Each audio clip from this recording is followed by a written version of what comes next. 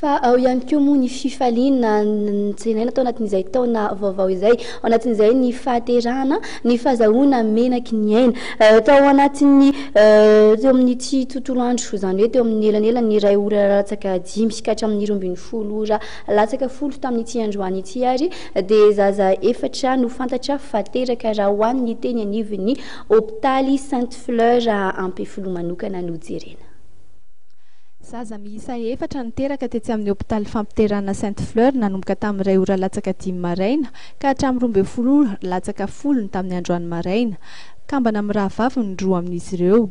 Velim-panantenana tanteraka moa ny renin'ireo zaza kambana ary efa saika hanomana tsara ny fiavian'ireo zaza na dia andro fety aza ny andro. Zaza faharoa amin'ny fianakaviana hifiaretana sy fandresena raha manana lahamatoa kely ny fianakaviana. Tamin'ny 2 ora sasany maraina no tonga teto tany izy roa vavikely. Efa napozina avy eo hoe kambana? Efa neritreritra satria efa nanaveko.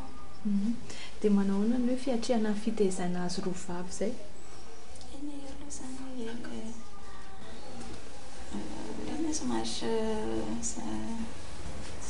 somary sahirakirana ihany.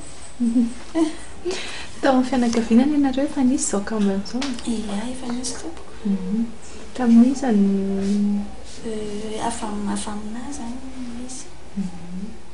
Raha araka ny fanazavany mahaliana mamany kambana roa vavy fiaretana sy fandresena moa dia efa nivona tanteraka ny tenany hiatrika ny feteny amin'ny hôpitaly miaraka amin'ireo zaza izay voateraka. Voaterinentina teny amin'ny couveuse moa ny iray tamin'izy roa vavy noho ny tsy fahampian'ny lanja teo am-piterahana saingy miandry sahady ny ivoahana ny hôpitaly izy telo mianaka hiatrika sahady ny fiainam-baovao ny taona 2024.